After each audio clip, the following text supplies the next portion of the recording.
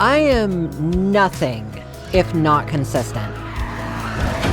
Oh my frig, that poor woman. Every once in a while, I will go back to older projects that I have done, and because my upcoming Motorfest rematch borrows heavily from elements of Need for Speed Payback, I decided to go back and rewatch some of my playthrough from 2024.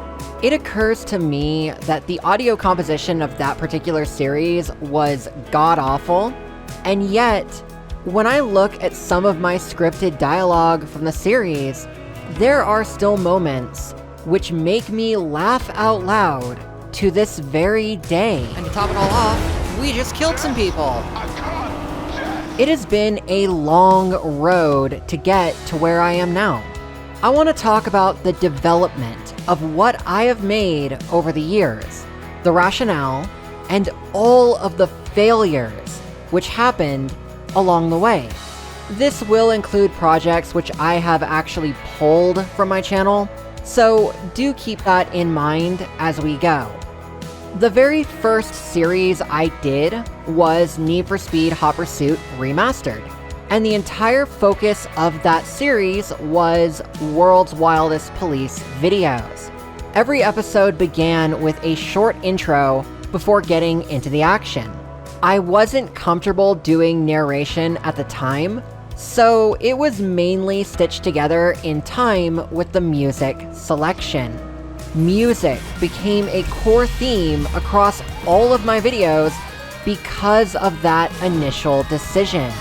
And it worked only because music is very integrated into the experience of driving your car in real life. But I knew even then that I couldn't rely on music to carry future video series. I had to develop my own voice, come what may. I attempted this with Burnout and Split Second. Admittedly, both were terrible. I had no idea what I was doing, no idea how to properly script them, and no idea how to speak into a microphone properly. They were complete and utter failures. Both have since been pulled, and you may have noticed that this year's core miniseries is Year of Burnout Revenge. The dual series of Minute Match Plus and Crash World Tour are my way of resurrecting one of the failed projects. Last year's Burnout Paradise Minute Matches were also a part of that, and Split Second would be a Minute Match series for 2027, provided I am still doing this a year from now. The fall of 2023 had me do a bit of Need for Speed Rivals. It was meant to be a patrol series mostly, not tied to the story in any way. I pulled that series a year later when I did do a proper Rivals series, because the 2024 version included both the story and the postgame. It was also just all around better. Early 2024 is when things started to really develop the way I had wanted them to. I started with NFS Most Wanted 2012. It was a short 4-episode series where I take on challenges in Fairhaven and ultimately give a more sarcastic commentary. Oh, I think I'm tripping out. I position myself as being an unreliable narrator and making it into a kind of reality TV drama. It was that presentation which I then carried into The Crew 1. The Crew 1 was a 5-episode series where I told the story of Alex Taylor from a secondhand POV that was again very unreliable narrator territory. And I like how it turned out because it lampshaded the rule of cool and really played around with the life of a street racer as opposed to being just about the plot of a video game. Oh hey look, speak of the devil. Also, why a Grand Cherokee? Son of a bitch. And now, we get into NFS Payback.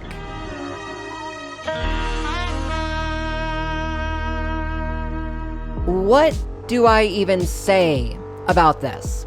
The story of Tyler Morgan's crew is again a very secondhand POV. The only way I could think to approach it at the time was me being a part of Tyler's crew and riding alongside them in every mission. So like, I'm helping to take down the house, but I'm not invested in taking down the house. If I were to redo the series now in 2026, or even a year or two later, I would probably approach it differently, more as a storyteller relaying a kind of legend of Fortune Valley, and divesting myself of any personal experience with the plot. And there is a reason for that, because alongside NFS Payback came the crew Motorfest. Motorfest is the only series on my channel where I am the main character. NFS Rivals had me subordinate to Fate and Zephyr. NFS Heat had me subordinate to Anna Rivera, in a sense. Only Motorfest has had me front and center for each of the main playlists. Though even that has had a lot of nuance to it. In the 2024 season, I played the role of a reality TV host, as I had done in Most Wanted 2012.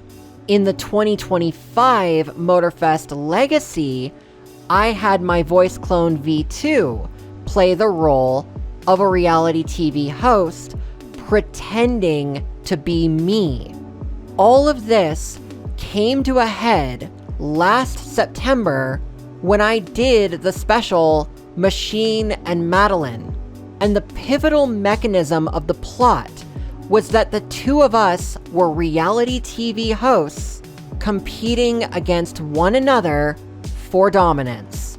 And I'll be honest, this is the point where everything that is narrative-based kind of fell apart, not in a bad way per se, but hear me out.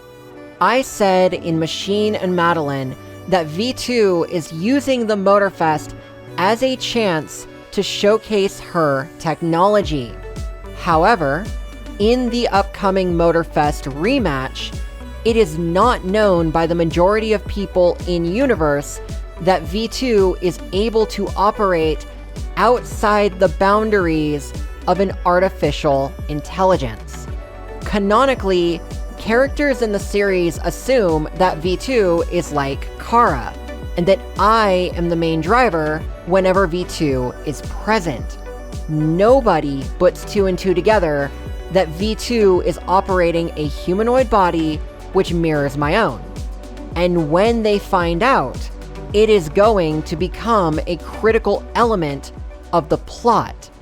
So what does any of that have to do with NFS Payback? A lot, actually. And you're gonna think I'm crazy if you don't already. I recently did Into the Storm as a Crew 2 special episode. It had me doing the cross-country death races and winning for the organization. I decided that I would make the organization be Arkwright in order to tie a bunch of different narratives together. If you have never played Payback or you just don't care about Payback's plot, here's the rundown. The Arkwright organization was the supplier of the autonomous driving technology used by the house. It was given on loan, provided the house could utilize it to the fullest extent. The house ultimately fails, and Marcus Weir ends up winning all the casinos in Fortune Valley, allowing him to be inducted into Arkwright at the end of the game.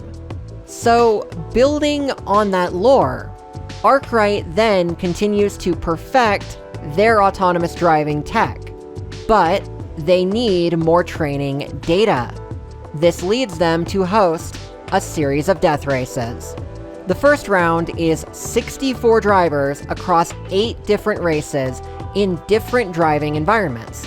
The one that I raced just happened to be through a dust storm. The first place drivers of these 8 races then competed in the Blizzard event.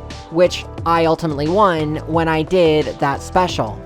My driving data would have been taken from this event, as well as from my original time in the Motorfest, and all of it would be utilized to create V2 about a year later. This would have had to have taken place while I was out of the country for the World Series of Racing. You know, the Grid 2 series, which ended up like this. And then, sometime after I went through the experience of working for the Redview County Police and the VRT, dropping out of all that, becoming a street racer again, and finally, after all that, meeting V2 and becoming partnered with her. That is a lot to compress into a canon. Like, I told you this was going to be complicated, but the whole idea of it is to establish this reality where V2 and myself are actual members of Arkwright, whether we wish to be or not, and they are the ones constantly manipulating our day-to-day lives for the sake of their own amusement and profit. You may be wondering, why even do it that way in the first place? Why be a part of the organization that was technically the villain of a Need for Speed game? The answer is because they also technically weren't. There is a mission where you transport Kabashi, the VIP, from the airport to a safe house on the other side of the city. He is aware that your crew is working against the house, but he makes no move to interfere. He simply says, "Say hello to your rail masters for me. Tell them I shall see them soon." Arkwright only seems to care about supplying their technology to the people they deem worthy of it. And that's kind of why this works out. The creation of V2 is Arkwright telling me, as a character, that my skills behind the wheel are worthy of being both studied and replicated. Am I the greatest driver in the Motorfest? Fuck no. But I am unique enough among drivers for an autonomous driving intelligence to be created based on me. Which brings us to the end of January. Feline Fever Part 1 is already on the schedule, and teasers have already gone out. My hope is that when it goes live, I can find people who are interested in it, but the final thing I really want to say about all this is, I chose to create a story in the Motorfest universe because I want other people to do the same thing. Let me explain one more thing, and I hope you'll understand where I'm coming from with this. As a game, Motorfest is not anything special. It is not trying to be like The Crew 1. It is not trying to be like Need for Speed. I would argue that it is not even trying to be like Forza Horizon. What Motorfest tries to be is, much like The Crew 2, a movie shot on location, only in Hawaii instead of the mainland. Every playlist is about an hour long because that is the average length of a TV episode or even a short film. And how players interact with each episode says a lot about them. Some people like Kara, some people hate Kara. Some people side with Weasel D Customs, while others side with the El Sereno Car Club. Some want to be part of the chase squad, while others want to be part of the pack. I have been a tad persistent about this, but what I want to see is other players tell their renditions of the Motorfest experience. I want to see other creators record their experience with the Ferrari Museum or building a car from the ground up in Street Riders. I want to see experiences that feel like truth in television. You know, people say that video games are just escapisms in much the way that books and TV shows have always been. But the thing that I think makes gaming different is that when you strip away the completionist shit, the competition shit, what have you, often what you are left with is an open world where you get to exist and make memories that feel just as real as reality itself. I may never be able to go to Hawaii in the real world, but being able to record slice of life scenes in Wahiawa, Kahului, and Honolulu really makes it feel like a genuine lived experience. I honestly couldn't ask for more. So yeah, that's kind of where I am with all this. Thank you for listening.